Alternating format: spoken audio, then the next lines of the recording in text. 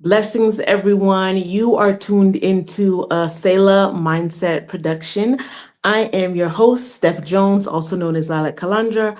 I'm a marriage and family therapist and a mindfulness life coach.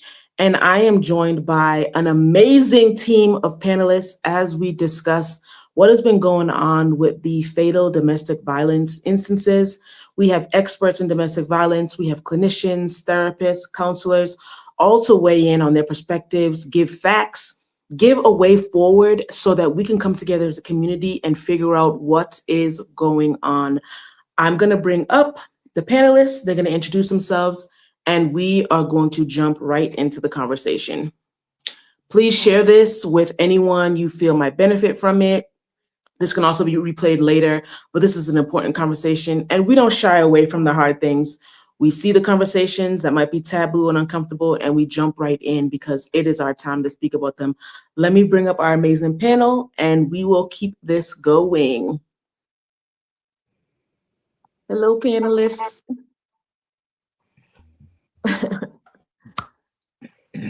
Awesome. Thank you so much for being here. You all quickly answered the call when I sent out a message saying, who wants to chat about this? I appreciate you so much. And I know that our viewers will be so enriched by what you have to share.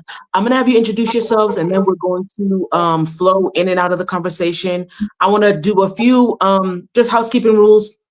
You're going to see some panelists move in and out. They have some other things to do. They're all booked and busy. Okay. And then you might see some panelists come up, come down. So we're all here together. We're going to keep the conversation flowing. I'm just going to go by who I see on my screen first.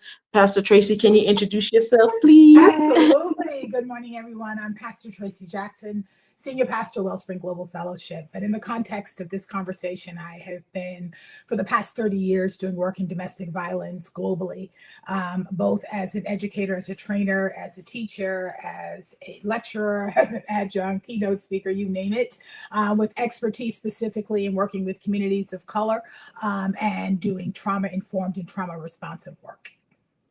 Awesome. Thank you so much for what you do and what you're going to lend to this conversation. Thank you. Jonathan, I see you next. Let the people know who you are. Well, Miss Steph, do you mind? Can I do a courtesy? Let's go to Dr. Malika, ladies first. Come on, sir. Let's do that, please. Yes. Absolutely. Chivalry is not dead, huh? Chivalry is not dead. No, ma'am. Good home training. He was raised right. Amen. Hello.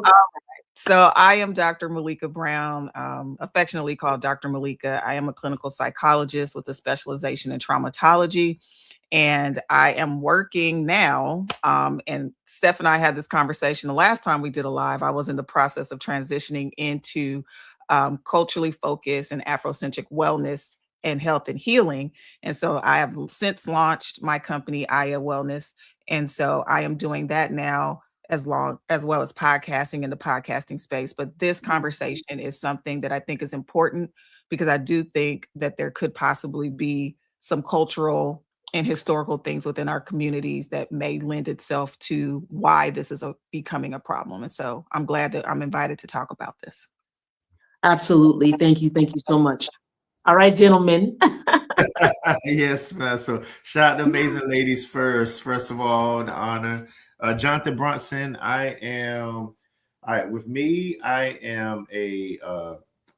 master in social work. I'm a trauma-focused CBT certified therapist, a resilience educator where we do a lot of trainings in schools.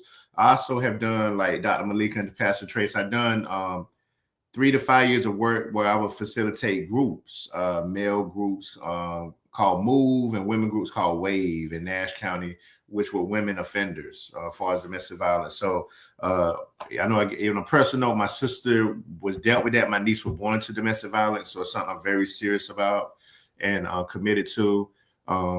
That's it. Also, Dope Fitted Therapist, Instagram, but I'm here to show love. So thank you for the opportunity.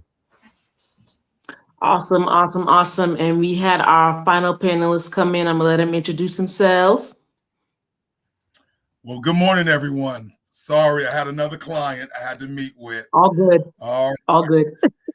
and Lady Lilac, thank you for having me to come and be a part of this most necessary conversation. And thank you for inviting men to come on to discuss issues that involve men, so you can get our viewpoints. My name is Khalid Scott. I'm a social worker, been doing this 33 years, domestic violence counselor, working with both perpetrators and victims. I'm a dad of a daughter, a son of a Black woman, an ex-husband of a Black woman. I love Black women, and we are not going to continue to hurt Black women. We're going to stop this. So let's do it and let's talk about it. Oh, thank you so much. And thank you all for just sharing a little bit about yourself and proving why you are qualified to be in this conversation. Okay, I love that so much. Pastor Tracy, I want to start with you. And this is just going to be, as I said in the green room, this is going to be a free-flowing conversation. People can jump in and jump out as they need to. I want to start with you as the domestic violence expert. How did you feel, seeing what was going on the past couple of weeks, and how does that lend to the trend of what's been going on just with domestic violence in general? Well, I felt like most people felt, right? It is incredibly disheartening. I think that if you spend any time doing this work, one of the things that happens oftentimes is you want to be in all spaces and all places making things better. But the truth of the matter is you're one person. And it can be both overwhelming and frustrating to think that in 2026, we're still here. Because as I said, I've been doing this work for 30 years, and I often say that I'm working myself out of a job. I'm working myself out of assignment, but the truth of the matter is that's not exactly what we're seeing when we look at the trends. And so the other thing that I thought about, and one of my colleagues in Mississippi called me and we had this conversation, is that this has been happening continuously. The difference with these particular instances is that they made the news. Many others don't. I'm doing community conversations right now across the country. And part of the conversation that I'm having is sitting across from someone who was shot in the head just 2 years ago, sitting across from someone else in another state who had been shot 9 times. These things are happening continuously. Everything isn't making the news, right? Though these instances that we're hearing about most recently, the difference is they made the news. But unfortunately, when we look at the statistics, the trends are not changing. It's not better than it was 30 years ago when I started in this work. Wow. That's what I wanted to figure out, like how the trend's going. Do you see an uptick in it? And that's so unfortunate to hear. And, I want to go back to what was mentioned, about bringing men into this situation. There had been some controversy, and this is just for everyone. There had been some controversy around different influencers and just different media people. They were catching some flack because they felt like the perpetrators were exalted and their stories were told over the victims. And sometimes when we just focus on certain things, other people are going to be offended. I say that to say, and it is so important that we have everybody in the conversation, right? It's because this is not just one person's thing, right? So it is men, it is women, and in our community, right? We're in the Black community. We have seen things normalized so much, right? And we have seen things shoved right under the rug so much in the church, in our homes, in our families. And so this, to me, is us pulling the covers off, pulling the rug up and saying, let's discuss this. And much to your point, Dr. Malika, about the cultural context of it, I would like you to share about that, culturally, what we're looking at and how things are flowing. Because this does have cultural implications for sure. Yeah, one of the things, and I'm also a psychology professor, so this is one of the things we get into when we talk about African-American psychology. We can't talk about the psyche of an African-American without putting context, their lived experiences into the equation. And so the best way to say this simplistically is that this issue goes all the way back to the ships. The ships are where this started. The violence that we suffered to get on those ships is where this started. And so I've shared with Steph how I've been to Ghana, I've been to the slave castles, I walked the slave river last year, and understanding the journey that our ancestors walked against their will, violently, to be brought to a place that was unknown to them, that does not just disappear out of your psyche and your existence. And so now we're looking at an epigenetic situation where our DNA is now coded in a different way. Our response to stress is different than other cultures. And we're not unique in this, right? We can name other groups that have this. Jews deal with this. Like there's other groups, Native Americans, etc., right? But this goes all the way back to that, because yes, there were wars, there were conflicts between tribes. Like, we're not saying that didn't exist, but this is a different level where your very existence was considered to be something to be sold and to be dominated and That's done right. at in any kind of capacity. Absolutely. And so, not to give excuse, but to give context, because I'm not a person that believes in making excuses. There's still accountability. There's still work we should have done since then in order for us to heal. But I think we have to understand that us, and I'm going to say this as a church kid, I'm a PK, so I'm going to say this as a kid who grew up in church. Mental health therapy was not something that was encouraged. It was pray about it, No, man. fast, talk to your Jesus will pastor, fix it. Mhm. fix it. And I believe that you can pray and have faith, and you can also lay on the couch if that's how you get your therapy, or be on the screen. Absolutely. Come on. They work together. They're just tools. Our faith is a tool. How do Yes, you it think they got through the Middle Passage? Their faith was the tool that got them through. Yes. So we have to deal with these heart issues and head issues that we have as a culture, or we will not see an improvement in the trends that Pastor Tracy was talking about. These trends are actually going to probably get worse because the current society exacerbates what's already there. Like now they're openly, there's no political correctness. They're openly attacking us as a people. And so imagine when you're diminished, your value is diminished openly, what that does to you, the stress that that causes to you. So there's definitely historic issues here that we have to dig into and address. Absolutely. Yeah. Yeah, that's all of that. You know, one of my Jump favorite in. books to have my students read is the book It Didn't Start With You. Because sometimes in order to understand the end of a thing, we have to go back to the beginning of that thing. And more oftentimes than not, what we understand is it didn't start with you. It is that historical, that generational trauma, all of those things being brought forth. And when those things are not addressed early on, then they become a part of our DNA. Just as you said, you know what, we might need more than an hour is all I'm saying.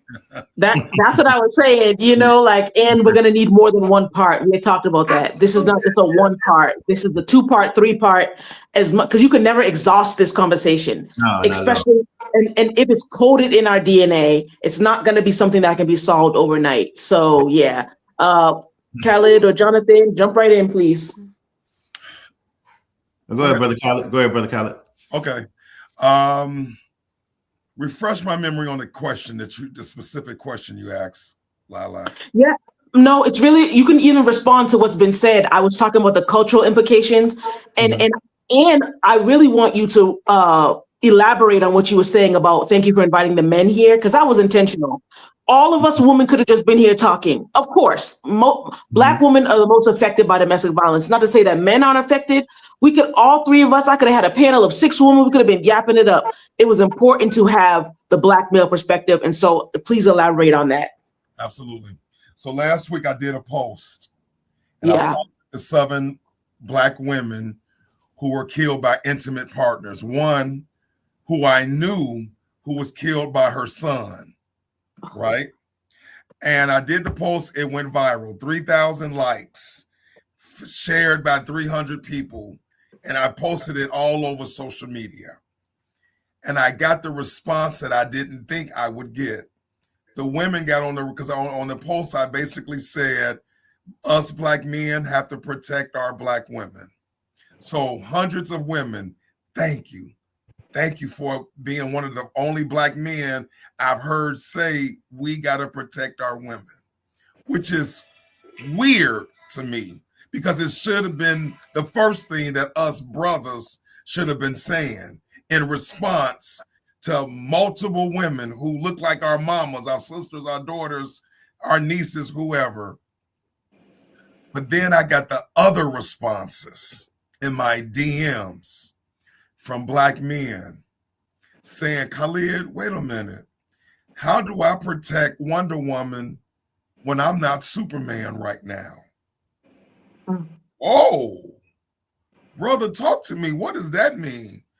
Khalid, though I'm 55 years old, I'm that molested little boy that some 18-year-old girl molested.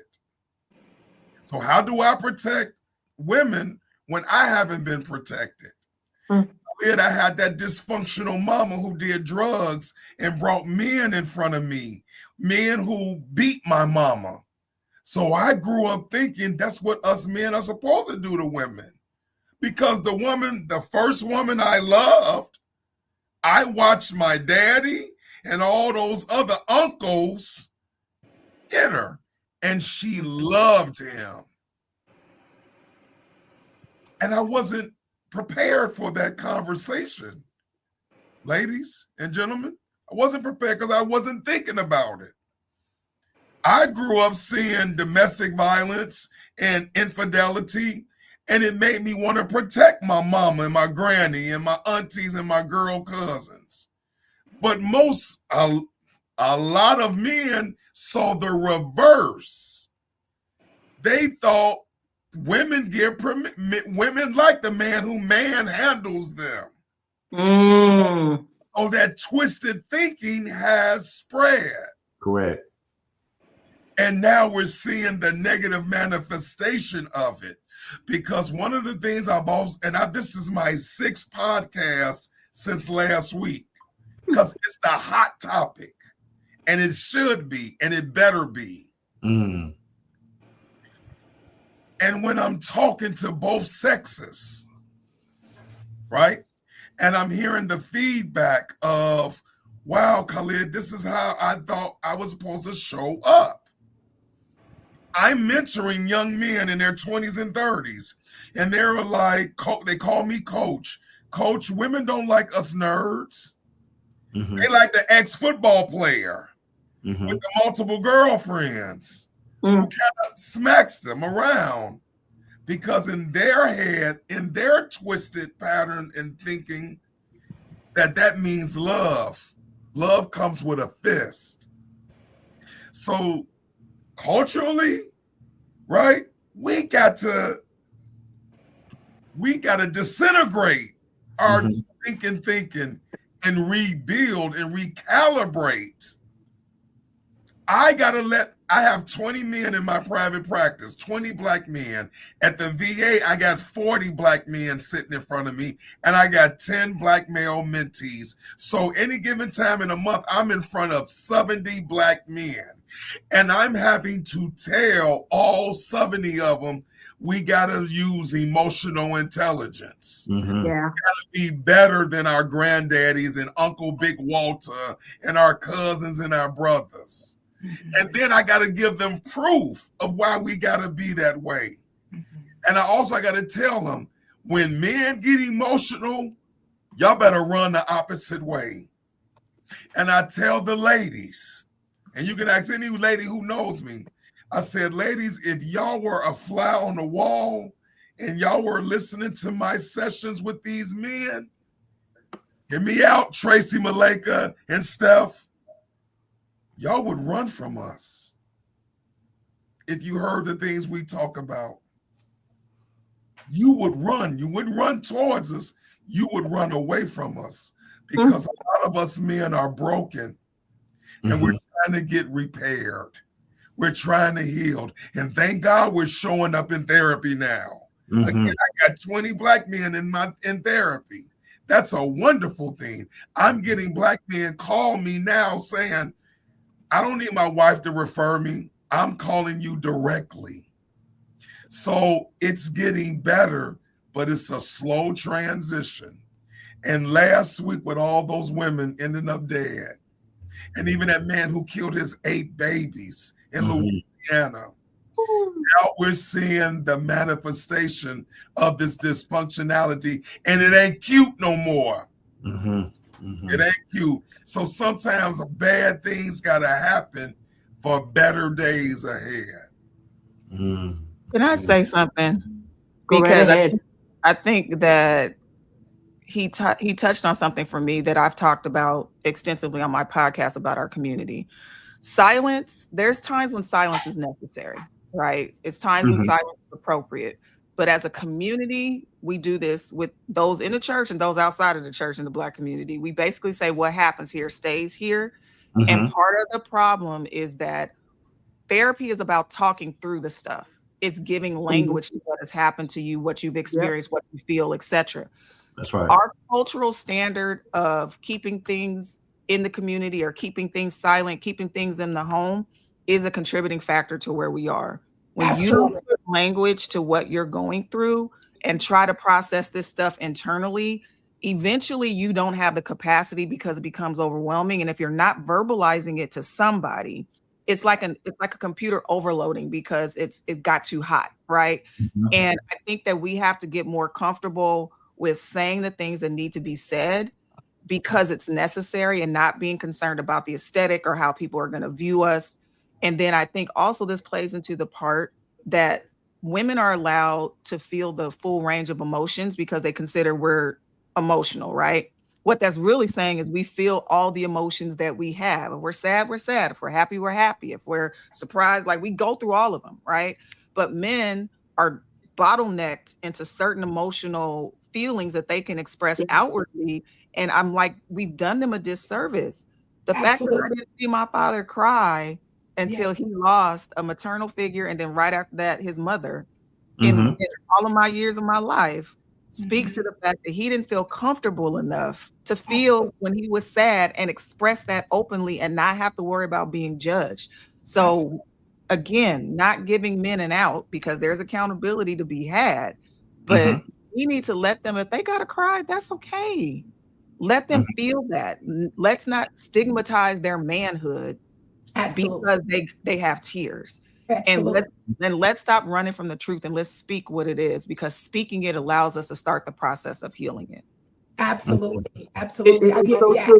Yeah. We don't normalize crying, right? We don't understand it to be merely a release of emotion. That's all it is. It's a mechanism, a God-given mechanism to release emotion. Absolutely. And, just thinking about, the idea of what happens in this house stays in this house. We all grew up with that, right? And unfortunately, we started mimicking that in the faith world as well, right? We don't want the world to think that we don't have all the answers here. Well, the truth is we don't have all the answers, but we were never intended to, right? That's why there are doctors. That's why there are psychiatrists and psychologists. And that's why there are medical doctors. If I have cancer, yes, I'm going to pray, but I'm still going to Dana-Farber. That's right.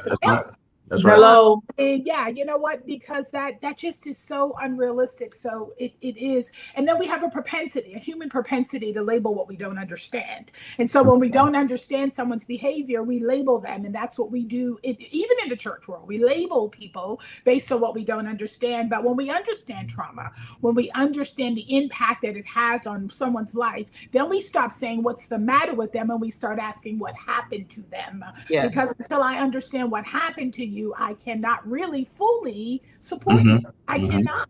But we don't take time to understand. We know church speak. How are you? Blessed and highly favored. We've mastered all of the language, but we haven't really got to the place where we actually get to heal. When do we get to heal? When can I come to church and say, I'm not okay today? I'm not. Yeah. And who's staying long enough to supported. And be supported. And be supported in that way. That I'm saying I'm not okay. I'm not doing well. I might be still blessed and highly favored, but I'm dying on the inside. I'm smiling. I'm even serving. I'm an usher. I'm a pastor. Okay. I'm a minister. Okay. I'm a worship leader, but I am dying on the inside. And I want to jump back to something we said, and then Jonathan, definitely want to hear your voice. I want to jump back to the disservice that we do to our young men and who grow up to be teenagers and adult men. We punch their chest and we tell them not to cry. Don't show any emotion. You better man up, man up, man up. Then when they get older, we say, you have no emotional intelligence. Well, why would they have emotional intelligence? We have told them that you cannot have emotional intelligence.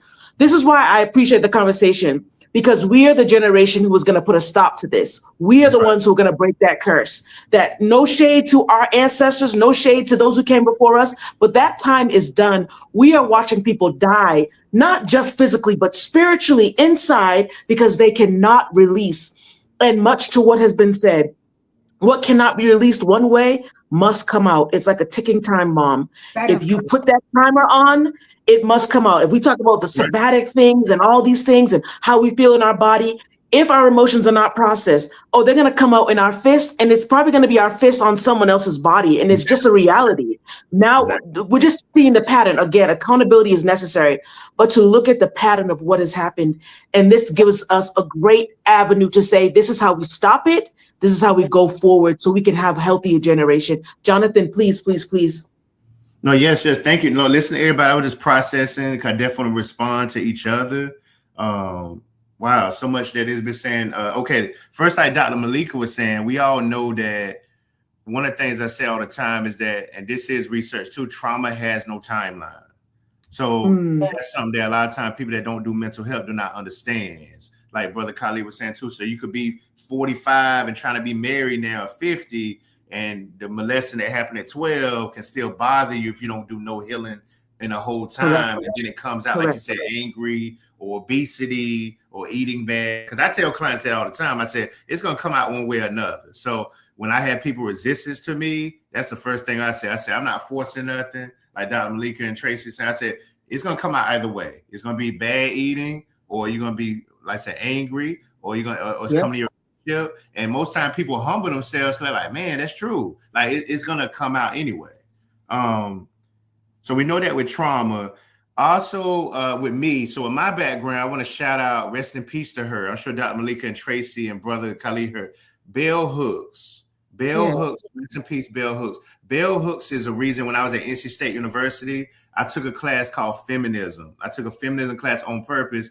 And the funny part was, of course, women friends thought I was doing it to holler at ladies. Of course, so I was in the class. I could genuinely say I wasn't.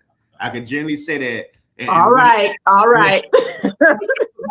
It won't my type in there, so I ain't gonna lie. So, but anyway, joking. But I took that class for the reason Dr. Malika, Pastor Tracy saying, Brother Khalid saying, to be different. I took that class because I want to be different about learning this, and that's when I was introduced to Bell Hooks. So, like, I know Bell Hooks had a quote where she said, feminism is for everybody, passion politics, but she said, male who has divested of male privilege, who has embraced feminist politics, is a worthy comrade in struggle, right? So with her, that's why I first learned, like she said, you can't solve domestic violence. You can't solve these issues without each other involved. So really, reading her, hearing her helped me embrace that, like, you are worthy, about we got to be involved with what we're doing. Culture. So I talked about that. Then culturally thinking, like Brother Khalid was saying, and women, this, Dr. Malika, Pastor, you being honest, growing up, the culture problem too is that men get put in the friend zone fast. Boys get put in the friend zone when you're trying to be respectful. When I grew up, my shout out Chevalier, Chevalier, no judge of Chevalier. But Chevalier seemed to get the ladies, but Chevalier was super disrespectful, super extra. And I remember I talked to a female, they had me get on the phone to be a therapist then and talk about the problem. And I remember I asked one of his female girlfriends, like, why you deal with Chevalier? Right? She was like, because I feel like I could change him. That's what she said. So it's like I was in the friend zone. So I was in the friend zone all the time, being respectful. Not cursing like my dad taught me, teaching the way. So that's, like we said, culturally, that's an issue too. And young ladies are learning that, like, friend zones are respectful guys. The ones to talk to, or but it's not, understand, like Khalid said, the aggressive guys is the ones I want to pursue because it's exciting. It got plots to it, and twists, whatever. So, I would say that too. And then with Louisiana, definitely disheartening. For me, definitely hurtful seeing that and hearing about that. And of course, we're going to go into that more. I don't want to hold that conversation too much, too easy to get into it, but definitely hurt about that and definitely want to talk more on those things. Yeah. Please. That Jonathan said that just sparked some stuff that I remember reading a couple books. So the first book, Joy DeGroy, the post-traumatic slavery syndrome, where she talks about the multi-generational trauma that manifests, right? The way we see it is vacant self-esteem, persistent anger, and all these things like show up in our homes. And she's basically saying there was an origin that started this, and then multi-generationally, it has basically been passed down, right? Almost genetically. And then there's another book that I think that people should get. It's called My Grandmother's Hands by Reza Midikim. Oh, definitely. About body level vocabulary and the fact that trauma is not something that's transformed, it's transferred, especially if it's unprocessed. And what we're looking at is all these generations that preceded us that didn't process these traumas. And so all they did was transfer it to the next generation and the next generation and the next generation. And so this goes into what Steph is saying, is that we got to be the generation to stop it, which means we have to process it. We're going to have to deal with this stuff, and we're going to have to stop being reactionary to the stuff that we're seeing and deal with the source. And that was what Pastor Tracy was saying. As clinicians, you deal with the source of something. You never react to the symptoms, because you know that these symptoms are here because this started it. If we get rid of this, the symptoms go away. A medical doctor will tell you that, right? That's why they do differential diagnosis. Once I figure out what's wrong with you, if I treat this, I should get rid of all these other issues. And so we as a community have to stop dodging what we know is our reality. I know people say that they're tired of slave movies and movies about slavery, but again, maybe we need to keep seeing it so we can actually take the time to process what our community has gone through. Absolutely. Because dealing with that will start the journey of unpacking all of this stuff that's inside of us and really healing those spaces from the root of the wound, so that we don't pass this on to the next generation. Absolutely. And I think that that's work that has to be done. And Jonathan, when you were saying that sparked something for me. Well, I think, and just say bell hooks again. Everybody, feminism for everybody, real quick. Please read bell hooks a lot. If viewers, please rest in peace to bell hooks. But a lot of powerful talks. You talk about racism, sexism. Yeah, to miss about. Thank you, Doctor. Yeah, go right ahead. Okay, I have a question for our female panelists, because I want this to be a moment, a time where you all educate us Black men. So I made a powerful, prolific statement that in our men in our little minds, our little thought patterns, you all are attracted to dysfunctional and toxic men. What is it about their behavior that turns you all on? What is it that when you have a Khalid and Jonathan saying, Michaela, Tracy, Steph, don't mess with dude, don't mess with them, and y'all say, Khalid, mind your business. Mind the business that pays you. Leave me alone, Khalid. Educate us men on what's the attraction. Because maybe if we understood where your thought process is, then we can really start getting some answers. If I want to know something about a man, I'm going to ask a man.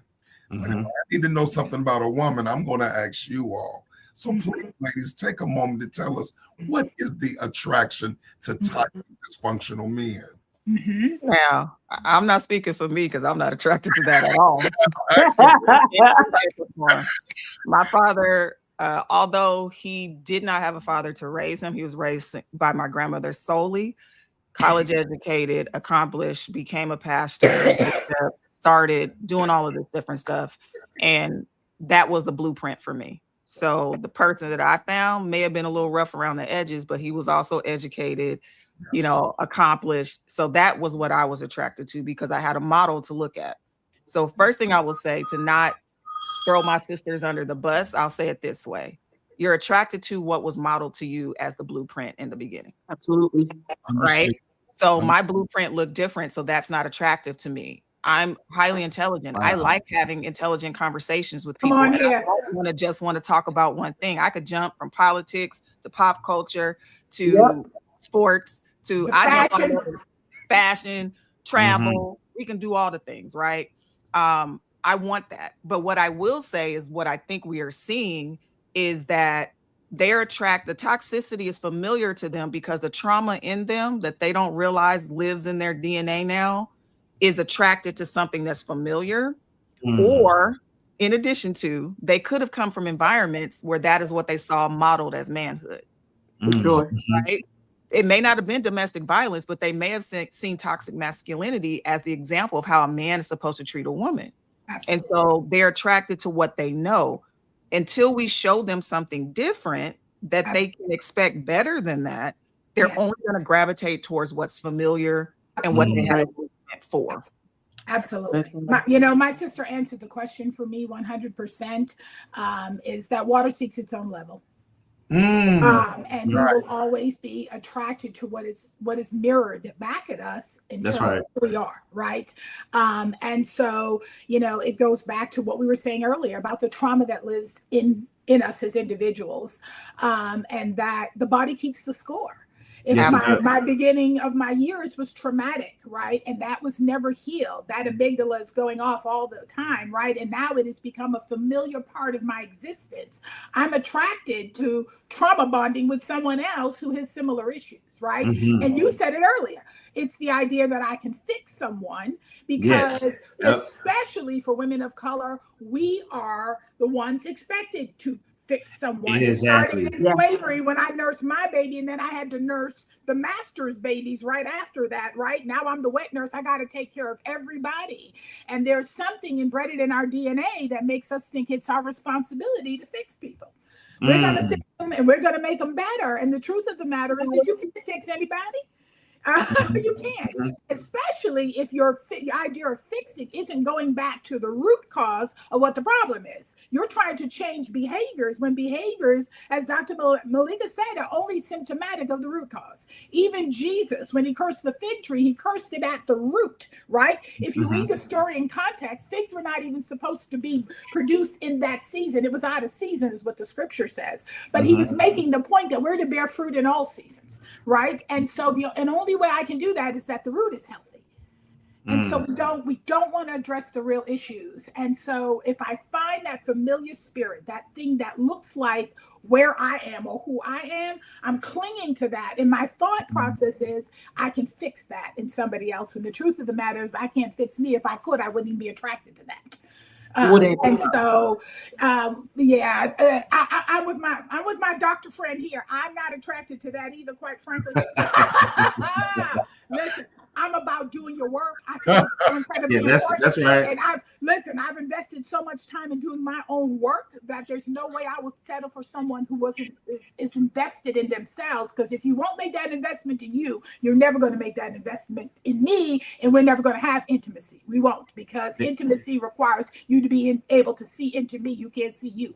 So we got to do better. And let me just say this: we got to teach our young women how to do better. Yeah, exactly. Right? That's somebody who can buy you a handbag and a pair of shoes. Good God Almighty, get your own resources, buy your own stuff. Like, really, that's right. We got to get past that. But social media tells us that's the way to go. Go find yourself an athlete. Go find yourself a bad boy. Go find yourself a rapper. Go find yourself. Good Lord. Go find yourself somebody whose heart is fixed concerning you. And that's a work of God, not a work of a person. Right? When God does the work, it looks different.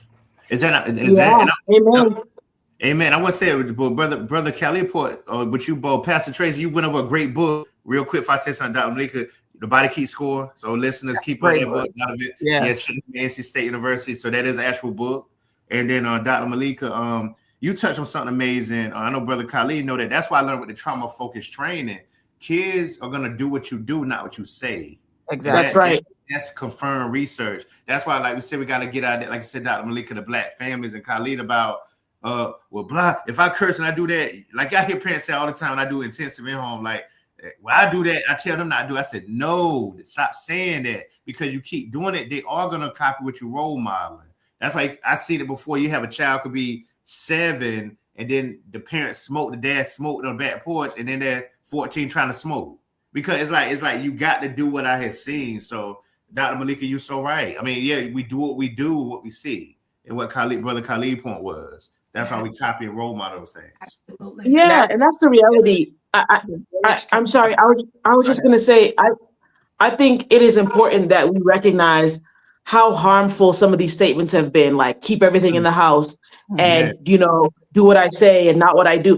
Like, these things have been very harmful. And first of all, thank you, Kelly, for that amazing question. Like, it's very important because what we see right now, especially in like hip hop and pop culture and all that, Like the bad boy wins. The bad boy wins. The bad boy gets all the girls. That bad boy has the nice car, the nice clothes. He goes all over the world. The bad boy wins. So it's like it is like programming our young women and older women, okay, to say, oh, the bad boy is who I need to be with. The bad boy is who I need to be around.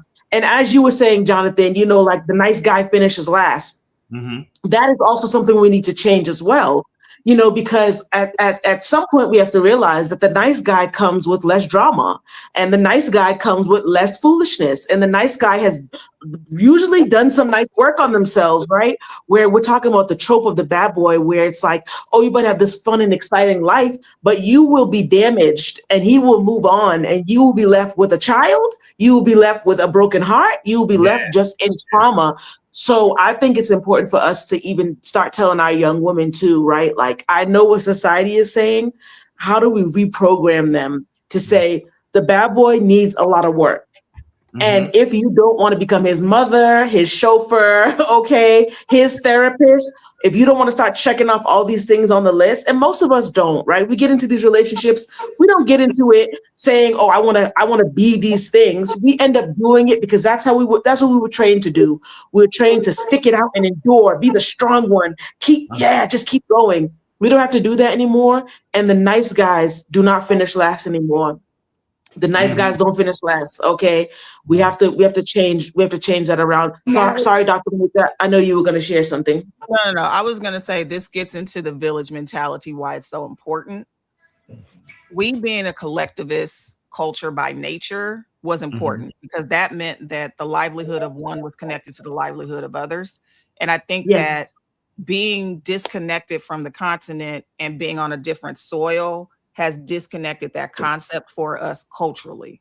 And so for Black Americans especially, we have parts of us that have that collectivist nature to it, but a lot of it doesn't. Because if we had that, when we see that there's a household that is missing a father figure or a household that's missing a mother figure or a role model, we would fill in those gaps, right? Yes. And so I know that that's got to be the only way that my father was able to become as successful as he was, because he didn't have a father in the household, and he got it in other ways. He got it through coaches because he played sports. He got it in doing things in community. And then once he got into the church, he had elders that were role models to him spiritually, that he looked up to and aspired to. And they were people that were, granted, the church was full of flawed people, but for the most part, they modeled to him healthy behaviors, and that was what he wanted to replicate. So I think that we need to get back into community, and we are each other's business. I know that people say mind your business, but no, we are each other's business, because if we're not each other's business, then who's going to take care of us? Because outside of this community, they don't have our well-being at heart. They don't want us to be okay. So we got to start being nosy again. If we see a kid that there's something going on, don't cross boundaries, right? Come in the right way, but you need to take that on your heart and be like, if I have the ability to help here, I'm gonna help. Get them before they become grown-ups and start dating and start having children. Once we get there, there's some stuff that's hardwired that's gonna be hard to undo. But if we get them when they're, I don't know, into elementary, going into middle school, teaching them how to have healthy relationships, how to have dialogue and conversations, how to express their emotions, then we're setting the blueprint for the next generation to not repeat the stuff that we see our generation and the generations before us doing. Absolutely. It's so true. It's so true. I just want to say this really quick, Jonathan, and I'm going to pass it to you. What that sparked in me was that the community equals accountability. And if we're looking at all the men who, took the lives of these women that they were in these intimate relationships with, there was a lack of accountability. Like the community let these families down, and we have to be honest about that. You saw something, you didn't say something. You normalized it. You knew he was doing this. You said, this is not my business. The community, right, is nosy, is investigative, and we hold each other accountable. That's what I'm hearing you say, Dr. Malika, especially when you said about your dad. That generation, they held each other accountable. You saw someone doing something, you would get whipped all the way down the street, okay? Your neighbor would get you. That neighbor would get you. And when you got home, your parents would get you. So we have to get back to that. for sullying their good name. Absolutely. Go ahead, Jonathan. I'm gonna say, I gotta respond to Malika too, but what I'm gonna say first is what we also have to do down here, because Brother Khalid, I'm gonna say something, come back to one of what you're saying. When you said protect our women, we gotta say the same with men, protect our men. So I think the problem with domestic all this stuff too is we don't do equal opportunity on this situation. Like yeah, boys gotta be loved and taught ways. Don't build a bad chick either. Don't build this type of thing. So I think, like Dr. Malika said, the village and Pastor Tracy and what you're saying, because we got to get equal opportunity. Like I got 3 nephews right now. We tell each other we love each other every day. Tayshawn at Fayetteville State, this one every day.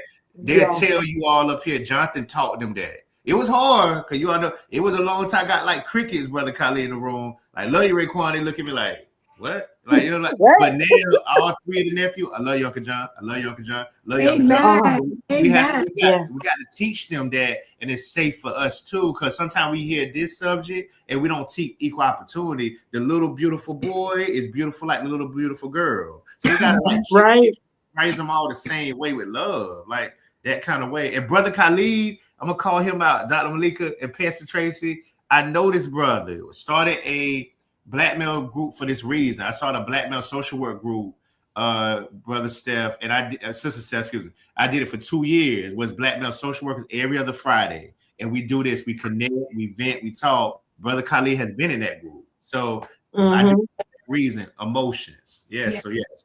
Yeah, you know what? Absolutely. You know, I think about the church and all of this. I have to, right? That's the context in which I sit at the table. I, for many years, have worn the hat of both a service provider as well as a faith leader.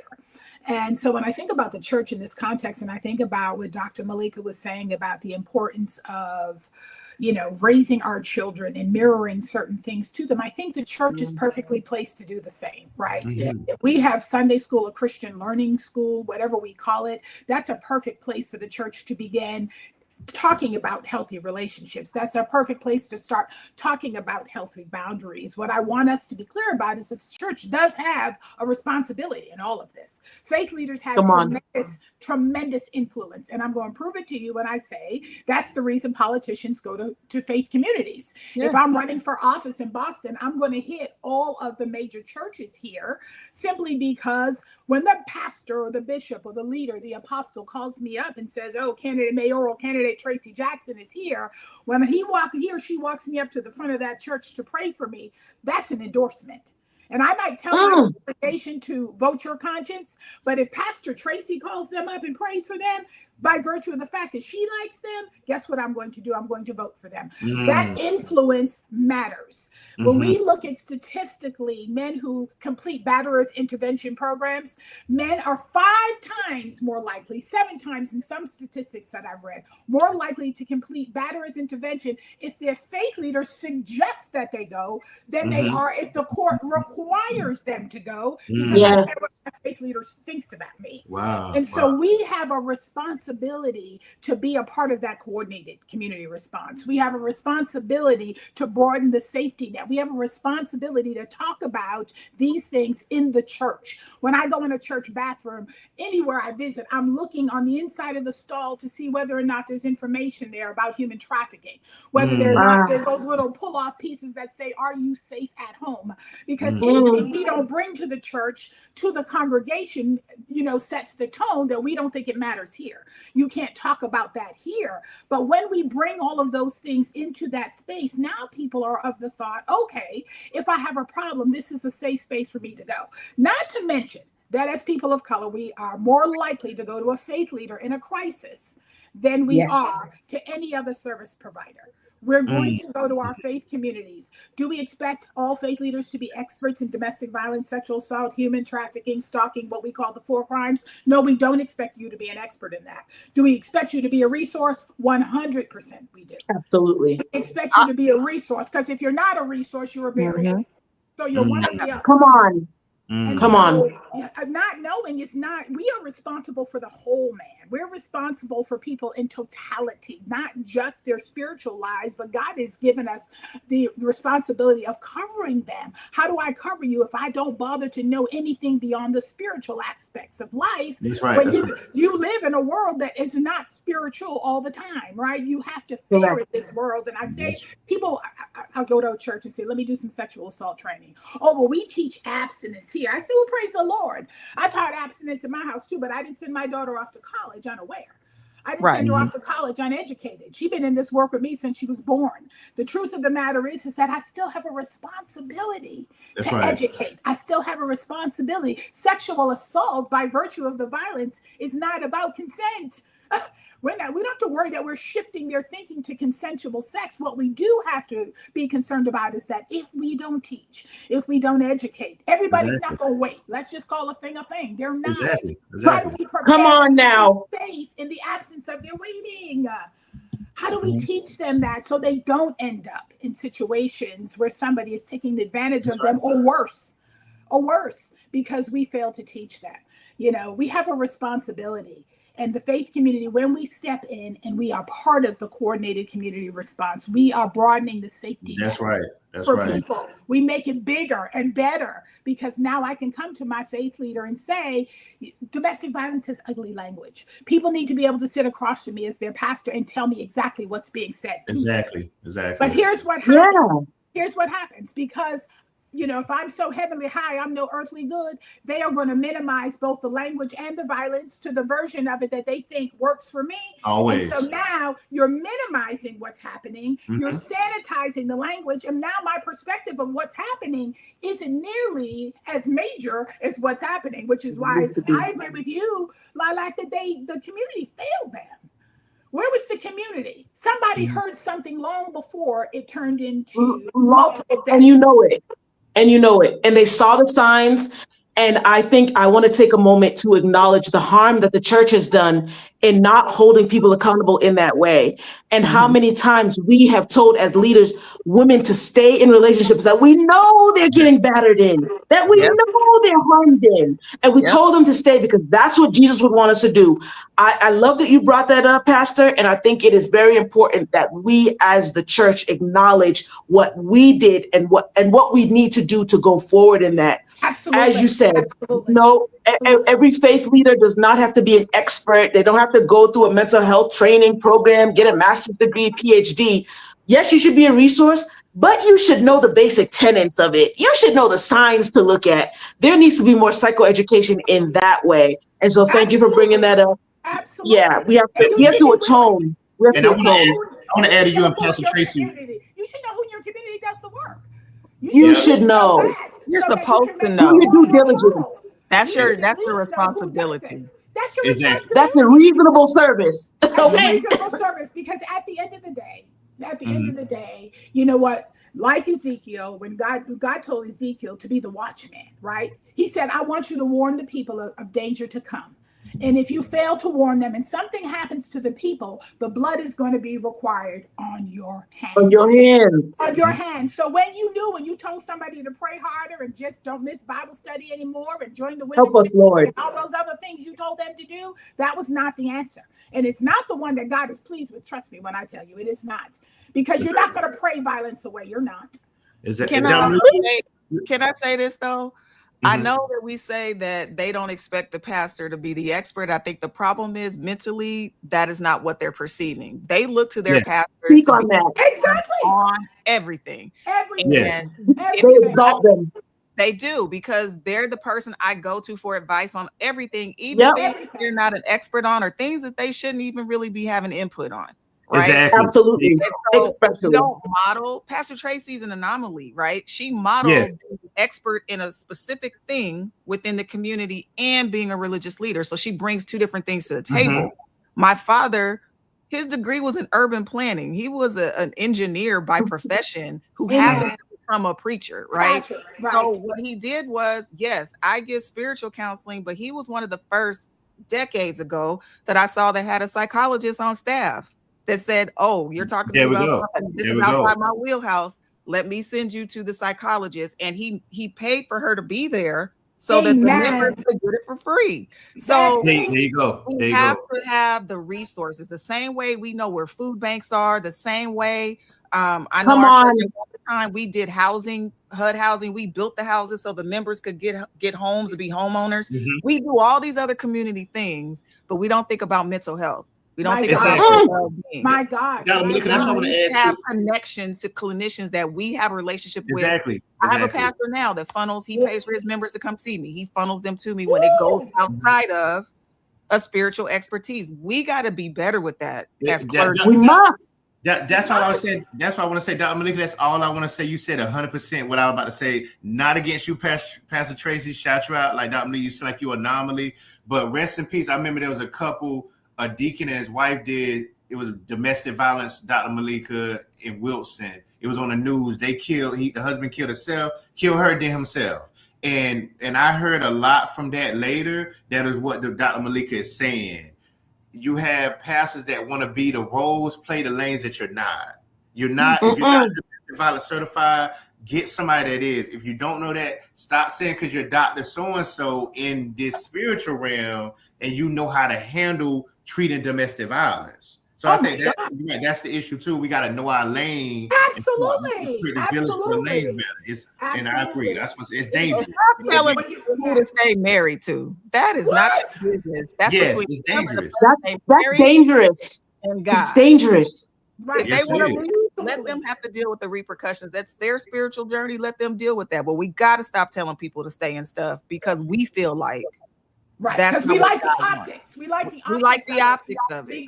It's about optics. And at the end of the day, the covenant of marriage is broken the minute violence enters in. Right? Getting a divorce is the legal aspect of it, but the covenant of the relationship is broken the minute the violence enters in. Destroyed. Because he's not loving his wife the way God loves absolutely. the church. So, that is absolutely. And you know what? We also have to be clear that in the hands of an abuser, anything can become a weapon, including the word of God. Anything. Absolutely. Because especially the word of God. When the only tool in your toolbox is a hammer, everything looks like a nail. Period. My goodness gracious. Period. That's right. And so we have to own that and stop applauding that, if he wants to stay, it's your responsibility to blah, blah, blah. No, it isn't. Forgiveness is not synonymous with staying. I've got to forgive. Come on. To forgive, free the people. Free the people. To forgive, literally, on. That's right. To move away from. And so I can forgive you while I'm going this way. Amen. Right. It doesn't equal reconciliation. This way. Yeah. Brother Kelly, go right ahead. Well, I think it's always very necessary that when we talk about hot topics, pertinent topics, that we talk about strategies, prevention, interventions, and next steps. Yeah. I don't want to wake up tomorrow and read about another 20 women being killed. I don't want to read again about a parent killing their children. That's right. That's right. Collectively, what do we need to be telling our audience members, people who are listening to us, who took out a Saturday morning to talk, to tune in, and I want them to hear from us experts who work with people because we answered our calling to help people. And I just want to start this part off by saying the number one homework I'm going to give to you all listening right now is I want you all to have the greatest love affair. And the greatest love affair is with yourself. Amen.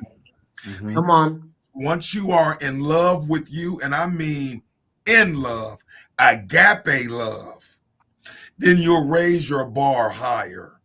And that's right. You won't negotiate your bar. You won't negotiate your standards. You will have non-negotiables. And that's the start. When you see red flags, they will be beaming at you, not subtle. So when you're on a date with a guy and he tells you that, yeah, my last relationship, she went and got an order of protection against me. Why? She was crazy. Oh, yeah. You know what? I'm going to pay my half of this bill and I'm about to get ready to go. I'm out. That's I'm right. out. That's right. Both sides. More chestnut, and you're built like the rock. I'm out of here. You know what I'm saying? Come on, sir. Or, man, babe, you look like Halle Berry and you act like her too. I'm going to go ahead and say goodbye, ma'am. It was wonderful being in your company.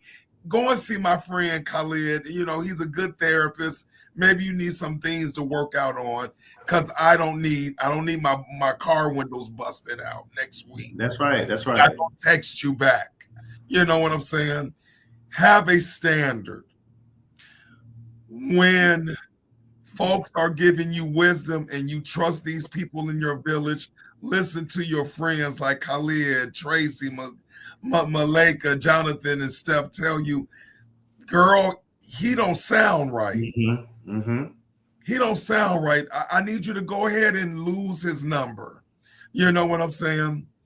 I want you, counseling is out here.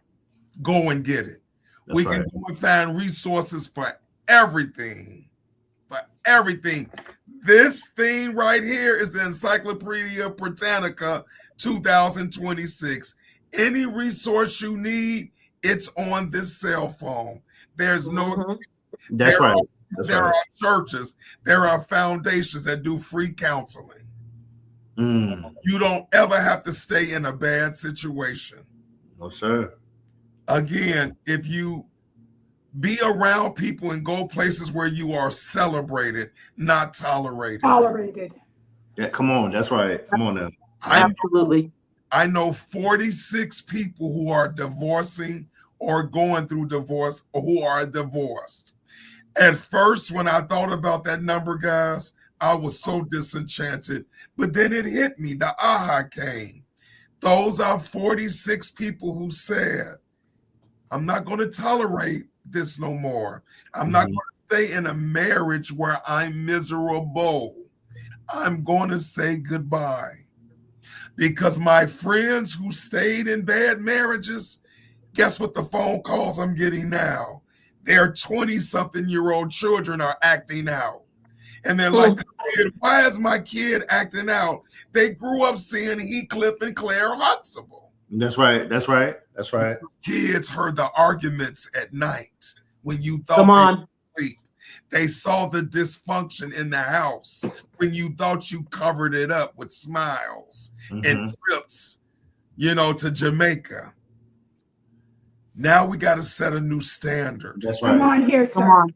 Guys, last week, because I was one of the dads who was telling my 23-year-old daughter, Anaya, you're beautiful, you're brilliant. I need you to marry an NFL football player with a $95 million contract so you can be taken care of when daddy leaves the earth. Last Saturday, I called my daughter and I said, Anaya, daddy in your head. Stay single and happy at 23 years old. Finish medical school because you got 3 more years to do. And when God is ready to send you Barack Obama Jr., then daddy will be walking you down that aisle with my fist saying, don't hurt my baby. And we're going to be okay. So here it is, me, a therapist. I was feeding my Black daughter the message that I thought I needed to feed her as a dad. Right. Find a man to take care of you. But after seeing Southern women get killed last week, I had to change. Yes, sir. Yes, sir. So it starts with you, it ends with you. Amen. Yeah, that awareness is key. Pastor Tracy, I am seeing the time. If you'd like to, yes, please. I know.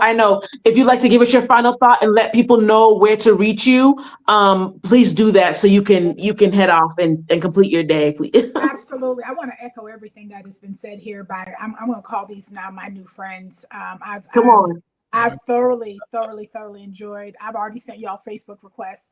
I've thoroughly. This is not going to be our last convening. I know that we're going to have more opportunities to come together and have these really important conversations. I would love it if we could create space for people to actually ask questions of us as a group, because I feel like there are so many questions out there and people ask me questions all the time. And I think this is an amazing platform to be able to answer those questions in real time. and support people where they are. I think that this is not something we're going to fix overnight because it didn't happen that way.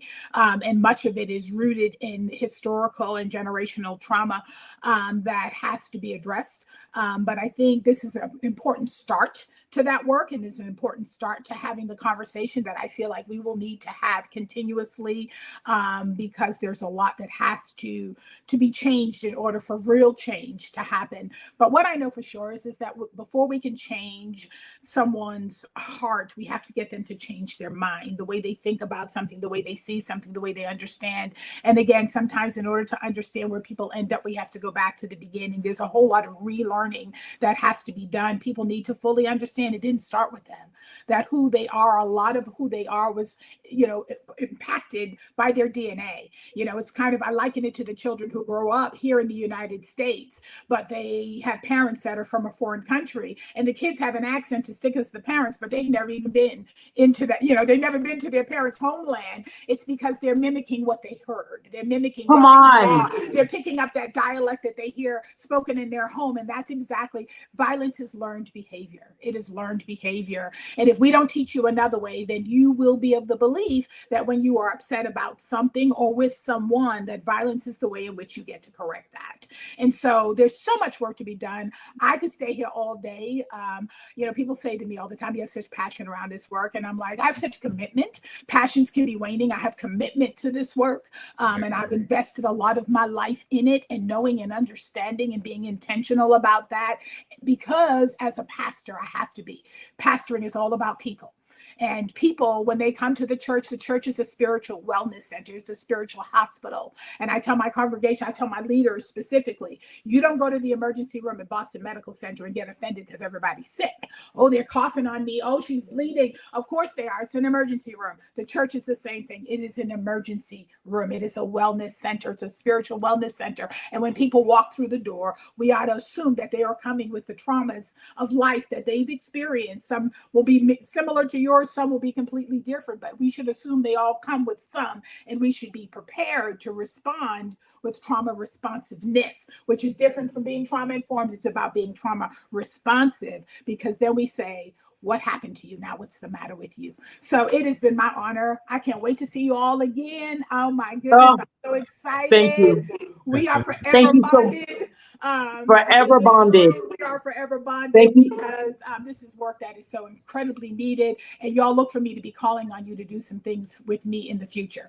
So I'm super excited. Thank you so much. Thank you so much. I love you. I love you so much. You know I love you. And Pastor Tracy and I, we've known each other for a long time. We used to go to church together. She is legit. She is real. She's authentic. What she says is what she does. Thank you so much. Thank you for what you do. And happy church anniversary. I love that idea about us asking questions. And next time we come back, let's do that. We'll have people ask questions and we can answer them. Thank you. Thank you so much. I love you so much. I appreciate you so much. She disappeared. Well, Pastor, she went out with a baby. She's gone. She had to go.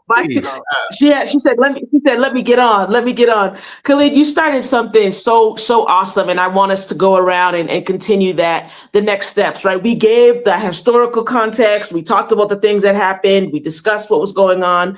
We shared our opinions on that. We talked about how things started and the origin and that inception. Now it is good to turn that tide. And sometimes I think in our community, especially, we complain a lot without giving the solutions, right? We just, everybody get together and complain. We get together and say, oh, girl, you know what happened? Oh, man, this is what happened. Now is the time when we say, these are the solutions. These are the next steps. How do we move forward in this? This is a tough work. This is a hard work to do. How do we move forward? And how do we give those resources? With the 5 of us, there's enough resources for people to reach out. If people are scared, if people are afraid, if they need people to talk to, there are enough resources amongst all of us for people to have no excuses of why you didn't get help. All those excuses are removed.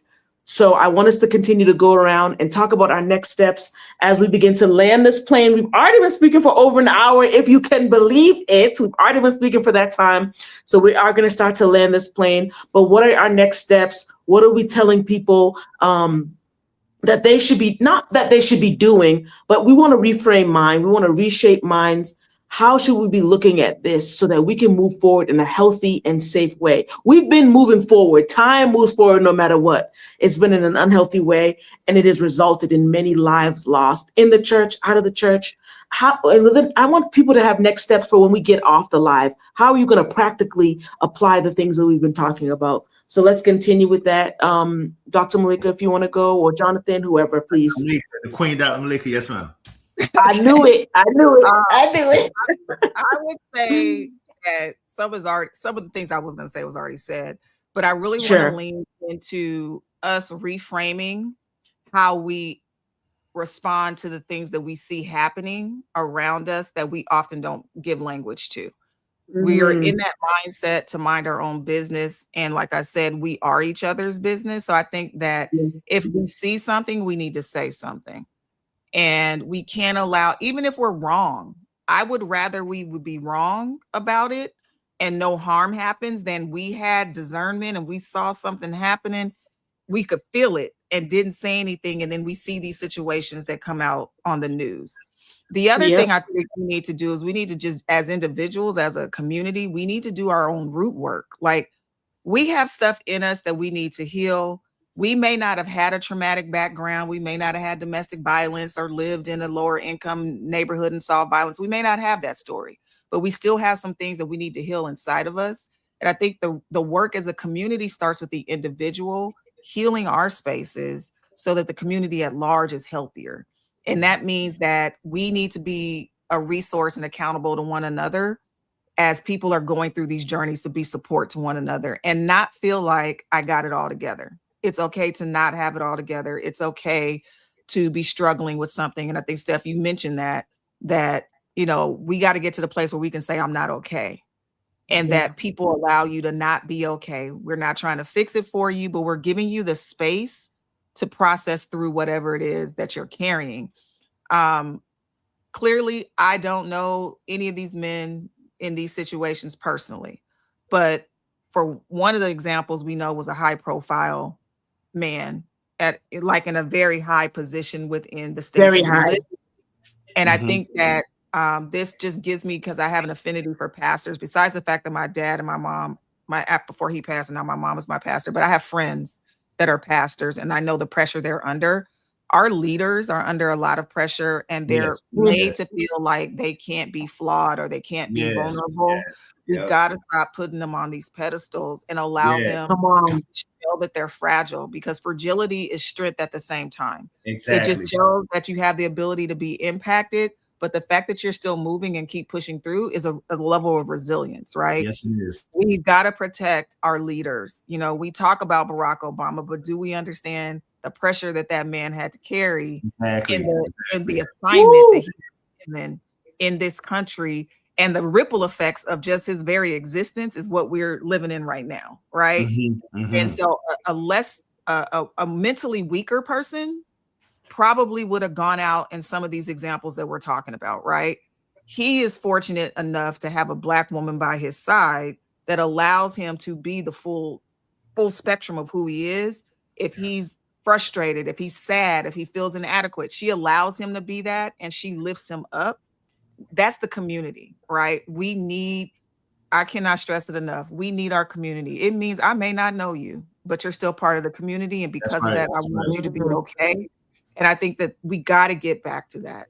We've got to get back to caring about each other, because the more we do that and the more connected we are, the stronger we are individually. That's right. That's right. That's right. Yeah, spot on. You know what I mean? And like he was saying, the high profile man, you know, he was in a couple of high profile groups. He was in a fraternity, he was in another group. And where was the support in those groups? I was watching some lives and they were saying that. And I'm like, yeah, where was the support in those groups where you're saying, now people are coming out and saying, oh, I saw the decline. Oh, I saw what was going on. I didn't know how to say anything. He should have been someone's business. His male friends, he should have been their business. Because at this point in time, and I'm not a man, but at this point in time, men have to hold other men accountable. That is really Yeah, the only way that the tide is going to turn. Do you know what I mean? Where were the men who now are see, oh yes, I noticed his mental health was declining. He was depressed. He was drinking a lot. Why are you saying this now that he's done this horrific thing? What were you speaking to him before? It doesn't seem like it. So yes, we better get up. All of you, even here, everyone is our business. That's the Ubuntu. That's what I feel like you were talking about, Dr. Malika. The Ubuntu. We are here together. I am because you are. Yep. If you're hurting, I am too. I'm not taking on your burden, but I want you to know that you're not in this alone, and you don't have to do these drastic measures to be heard. I think he's finally like, oh, I've finally been heard now. We did fail them as a community because the community wasn't there. So absolutely. Yeah. Anybody else want to share next steps? Yeah. Well, before I go, get my 10% commission from Brother Khalid and Dr. Malika to laugh. But I'm gonna say what I'm gonna say from you both, Dr. Malika and Brother Khalid. Share how everybody can reach you both. You both didn't do that, so I want to respectfully put out there both of you. Gotcha. Perfect. Well, for me, I'm on all social media platforms under my name, Khalid Scott. I'm on Psychology Today under my name. I'm here in the Chicagoland area. My number is 312-43-SCOTT, 312-43-SCOTT, 437-2688, or Google me. Again, this is a powerful tool we have right there. So we're here. Just seek us out. And I have my handle in my name on the screen so people can have that. That's where you can find me on social media. I do have, Aya has its own handles as well, but I pretty much duplicate everything on my business social, so you can find me there. And then for my website, it is my name, malikambrown.com. And like everything, you can branch out from there to get to all the other things that I'm doing. So I'm definitely available, definitely a resource. And I do agree that this conversation needs to continue because I feel like we could get into some problem solving and some next steps in the next conversation. Yeah, we did. And I think that's the I'm sorry. Perfect way for it to shift. No, I'm sorry. I'm saying I think that's the perfect next step. That's the perfect way for it to shift. And Khalid, I saw that you dropped your Psychology Today link in the chat. Dr. Malika, if you could also drop your links in the chat, in the Facebook chat, so people can know where to click and grab that information in that way. Brother Jonathan, please do the same so people know if they need to reach out to you. That's the perfect way to do it. So everybody, there are resources available. There are resources available. There are clinicians of color, Black clinicians who are available and ready. We're removing all excuses. The time for help is now. There are plenty of resources out there. That's right. Sister, I'm gonna go a different approach with mine. I know Dr. Malika brilliantly done it, Brother Khalid. I do agree about self-esteem, but I'm gonna go. I feel in my heart about is somebody prayerfully watching that's really going through and seeing it differently about how I'm gonna respond, being in their shoes. Mm-hmm. So. What I'm gonna say first is with me, I want to end with most important about the solution, like Brother Khalid said. But me, the Dope Fitted Therapist on Instagram, Jonathan Bronson Facebook, could Google me too. UTBG.tv. That's Unafraid to Be Gifted organization I started for youth. Can reach me on that too. UTBG.tv. Unafraid to Be Gifted is what it stands for. But here's what I would say. One is I thought about a lot that Dr. Malika and Brother Khalid was saying. I'm going to just call us all out on this. We do a bad job to make time for each other. Let's just say what it is, right? We all do a bad job of that. It don't matter what our position is. Like, let's say, for example, I saw Dr. Malika. Well, I ain't going to use that. I don't want Dr. Malika to be mad. I ain't going to use her as an example. Let's say I saw Minnie Mouse. I saw Minnie Mouse, right? And I'm like, Jonathan, how you doing? And I had done this before. So I'm not lying about my experience. I'm okay. I'm kind of stressed. Okay, God got you. Oh, okay, Jonathan. I hope you be good. And they're gonna walk by you. So a lot of times, like we so rushing, we so busy all the time, getting money, doing what we doing. Like Brother Khalid said, got to see a client at 2:30, whatever, right? So we so busy that we all have to be intentional. Hey, let's let somebody else get a little upset. If I get in, my boss like, I'm sorry for 30 minutes late. We got to take more risks too. Like, hey, okay, all right, buddy, let's get on with. I was 30 minutes late, but let me be 30 minutes late to save a life, right? So, but we so conditioned of busybodiness that we don't make time if somebody is transparent. And sometimes, to be honest with everybody in the room, and Dr. Malik, you know what I'm saying, and Brother Khalid, I do that with Khalid, make myself a case experiment. I do that on purpose to be transparent when people walking by. Most people don't stay talking to me. It's like, They can't handle it. I can't. Pray for you, brother. You be good. So much time I'm good, man. I'm kind of stressed. I'm overwhelmed. I do it a lot on purpose. And a lot of time nobody stays. It's like, yeah, people just keep going. So I'm like, what if I say I got a bad thing in my relationship right now? Oh, okay. Well, I hope you and her work out. See you later. You know what I'm saying? So like, it's really what happens, and we all got to be intentional of that way better. So I want to start with that.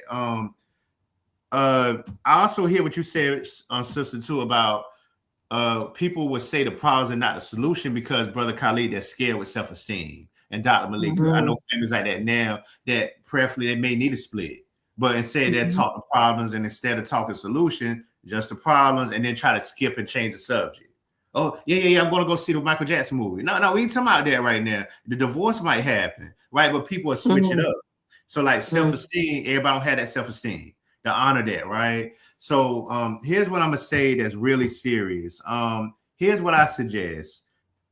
You may, and hear me, let me finish it when I say it. The most dangerous time, we all know, Dr. Malika know, Brother Khalid know, you know, sister, the most dangerous time domestic violence is a breakup. That's the research. The most dangerous time is when you're about to leave and break up. So you may have to, hear what I say, you may have to fake it until you make it. And what I mean is sometimes we can have this pride, we can have this ego because we want the person to love us. Yeah, I'm about to leave. I am going to leave you. I'm tired of this and this and that. If you know you don't feel it, hey, I'm going to go to the Sam's and get some groceries. You may have to sit there and say a different answer instead of the prior answer if you're in danger.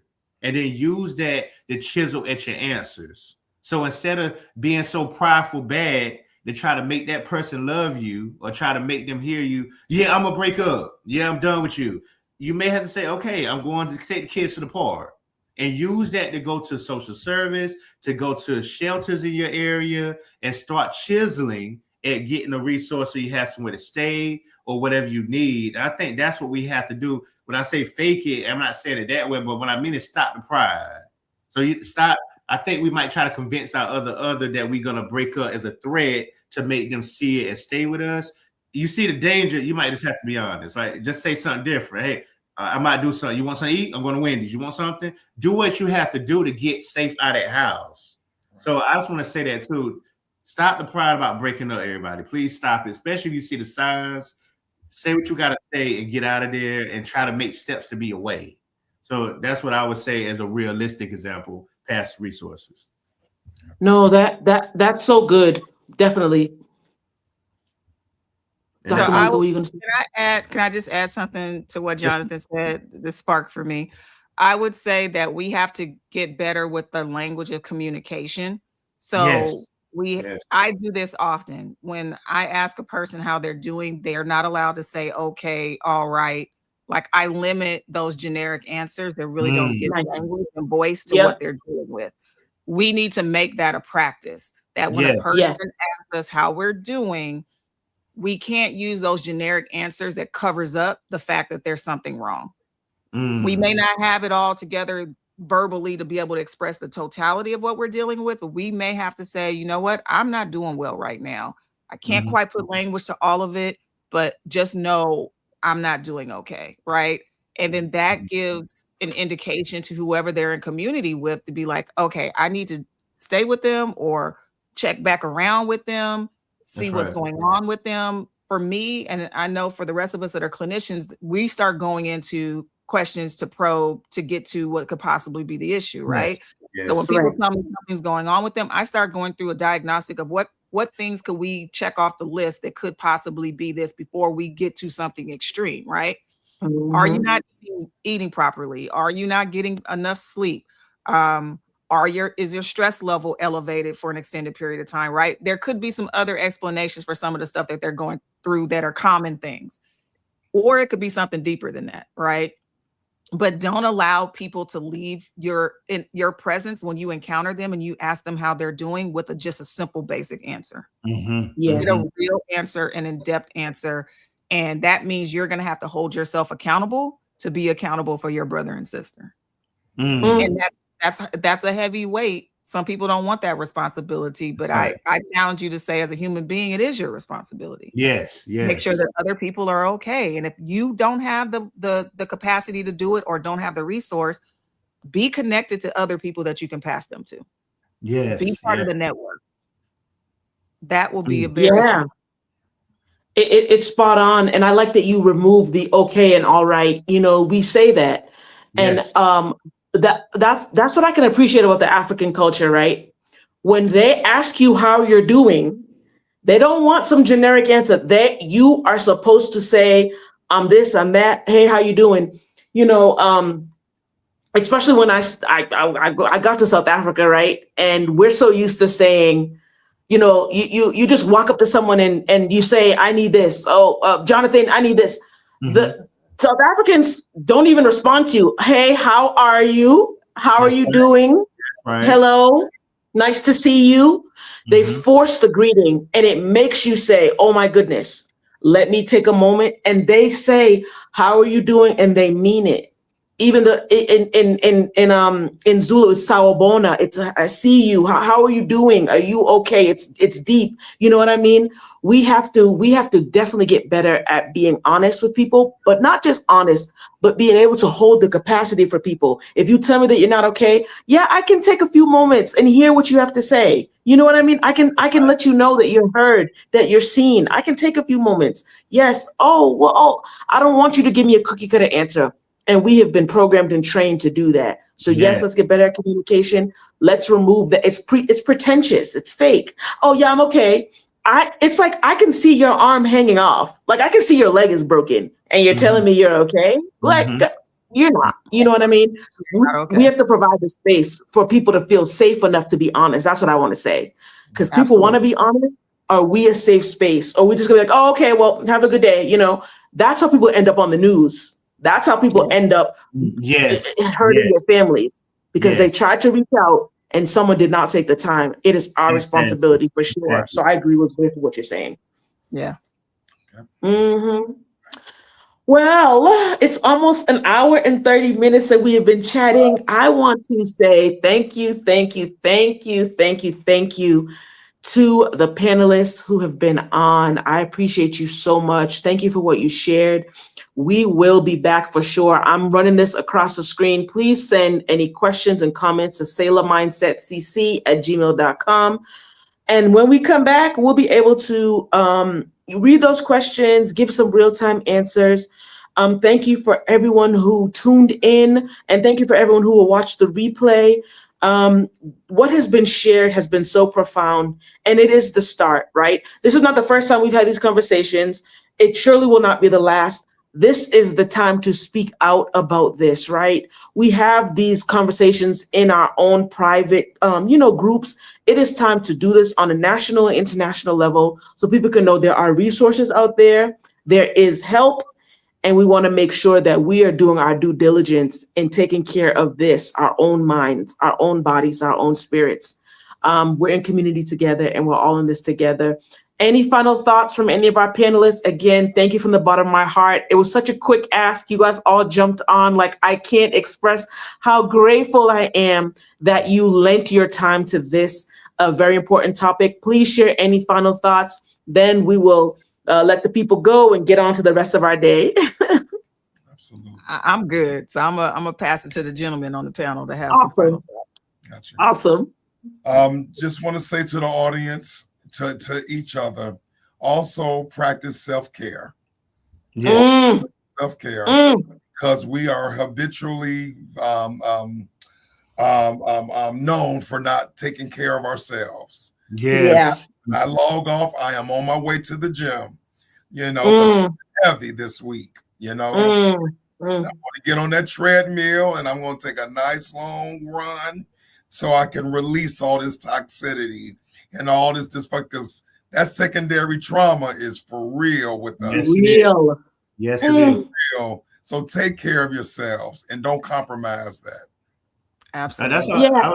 I'm like Dr. Mika, not much me, love for everybody sincerely, but Dr. Mika said it brilliantly. Let's remember Dr. King words, an injustice anywhere is an injustice everywhere. So that doesn't mean if somebody dealing with something, please have some care to think about each other better as a community and love everybody. That's all I have. Absolutely. And to the self-care point, self-care is for everybody. It's not just a woman thing. It's a man thing as well. It's for everybody. It does not detract from your masculinity if you take care of yourself. It actually helps your community. A strong man takes care of himself and makes sure that his mind is right so that he can be okay for his community. So self-care is for everyone. Please commit to doing something great with your self-care today. Take care of yourself. Thank you for tuning in again. Thank you, panelists. Thank you for what you shared. And we will be back. Blessings to everybody. Have a great one, everybody.